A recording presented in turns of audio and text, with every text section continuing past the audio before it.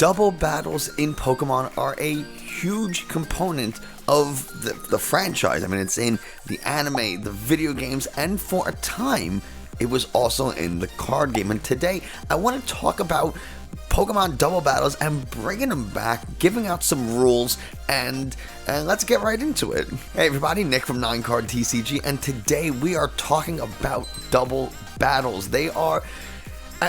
it's hard to explain how important the idea of double battles and communication is in Pokemon. I mean, think about every Pokemon anime episode. What do? They work together with someone to find or solve some problem, or even after a battle happens, they talk, they become friends, and all. Like, communication in the world of Pokemon is pretty important, and in the video games, it's the same way. You have your friend who helps you, you meet people along the way who help you accomplish whatever, whether it's taking down that game's criminal organization, taking on the Elite Four, whatever it is, there's someone helping you. And along the way, you're probably going to be engaged in double battles. Whether it is double battles, where you're using two of your own Pokemon, or you're battling with a partner, and you each send out a Pokemon and you control your individual Pokemon instead of, it's a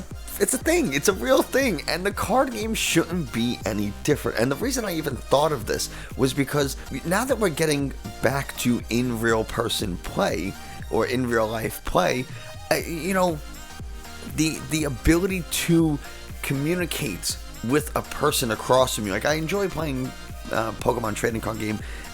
Online is fine, but you outside of a couple of populated messages, hello, good game, that was close, whatever, like, you really can't say anything to your opponent, and that is something that is deeply missing from the real experience. And we talked about in a previous video about staying competitive and being able to read your opponent and all this kind of stuff. Like, that's a part of fighting and battling and competing in general, is looking at your opponent and understanding what they're trying to do and all that kind of stuff. So, but there's also a level of fun to it that I think is missing. And if you have a group of friends, or you're going to your local game store, or maybe you're at an event and you have some time to kill, why not play with a group of people and play these 4-on-4 battles? It's a great way to meet people. It's a great way to have a little bit of fun. It's casual. It's a little bit different. Magic the Gathering does something like this. They have an entire format dedicated to 4-person multiplayer, and it's called Commander.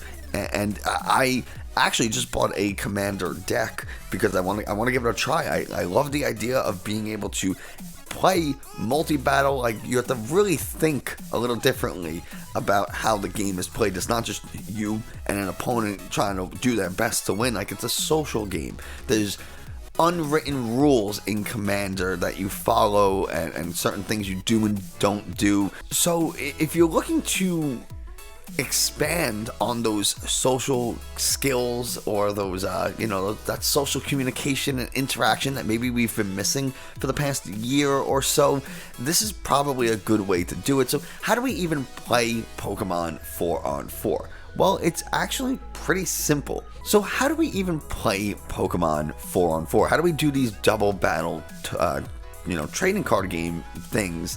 And the setup is pretty easy. Each player is going to sit next to and across from an opposing player. So you're sitting diagonally from your teammate. You set up the game the way you would. One member of each team does a coin flip to see who goes first.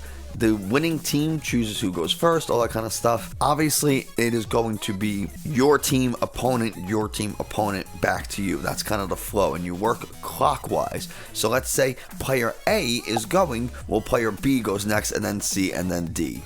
Each player is going to draw 7 cards, and then you'll put down 1 active Pokemon and up to 4 benched Pokemon. You do not get the 5 that you do in a single match. If you don't have an active card, then you don't put your prizes, you mulligan, all that kind of stuff, just like you would in a regular game. However, if both you and the player you're sitting across from mulligan, then neither player draws a card.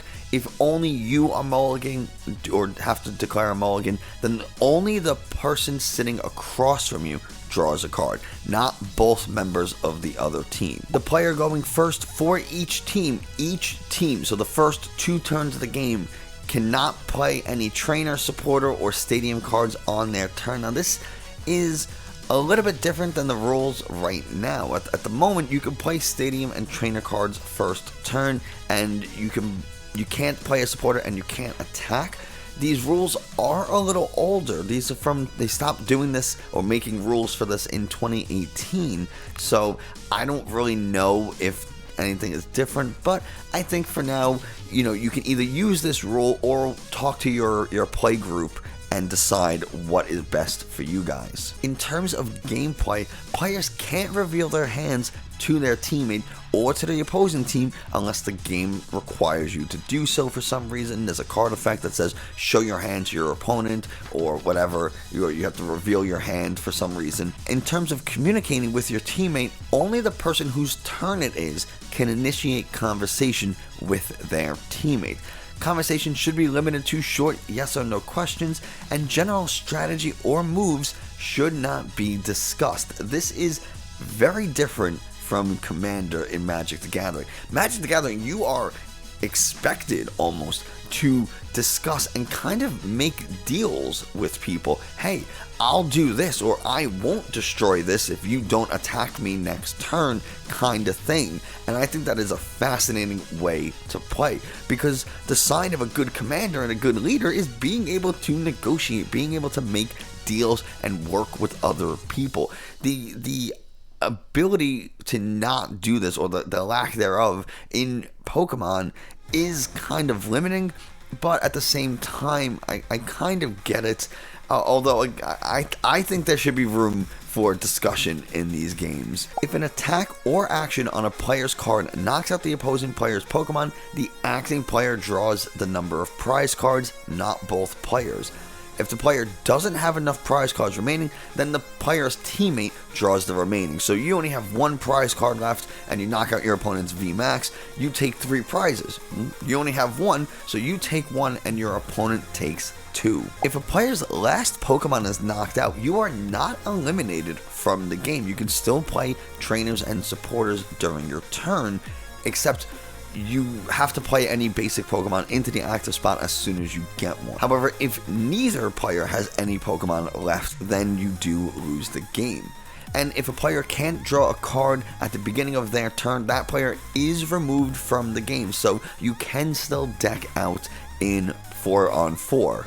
Or 2-on-2, I guess. If you are eliminated from the game with, say, 2 prizes remaining, your remaining teammate will take cards from the bottom of their deck equal to the number of prizes you had and add them to their prize pool. So your opponent doesn't actually gain double advantage, right? They don't have the advantage of you being knocked out of the game and all your prize cards being eliminated. Your teammate will actually add prizes to their pool so they can kind of stay slightly competitive.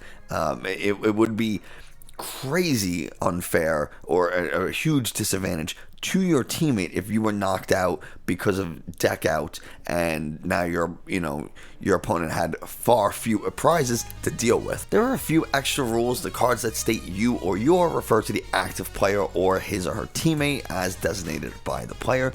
Cards that state your opponent's Pokemon refer to the opponent that is being attacked. However, if there is no attack happening, then it could be either player and it's the player's choice. Cards worded for 2-on-2 battle are applied to both players on a team. For example, a card that says each defending Pokemon affects both teams' defending Pokemon. Effects and attacks which refer to all Pokemon in play affect all Pokemon for both teams, and between turn actions like resolving status conditions happen before and after the affected player's turn. So you don't remove burn, or you don't check for burn or sleep at the end of your teammate's turn. It's only your turn. And that's basically all the rules. The game is wildly similar to how it's played single. It's just now you have this extra level of complexity, and I think that is fun. I think being able to work with another person to take on a team, I think that could be a really fun format, and I think this is something that we should look to bring back. But that is going to do it for us today. Let me know in the comments below, do you think that double battles in Pokemon trading card game are a good thing? Have you ever played one before? I never have, so I definitely want to know what you think. If you enjoyed this video, don't be afraid to hit the subscribe button and the bell notification so you never miss another video. If you really want to help with the channel, hitting the like button and leaving a comment is the best way to let YouTube know that other people should be watching this video. And if you absolutely can't get enough of this guy right here, then, you know, follow me on social media. I have all the links in the description. Thank you so much, and I will see you next time.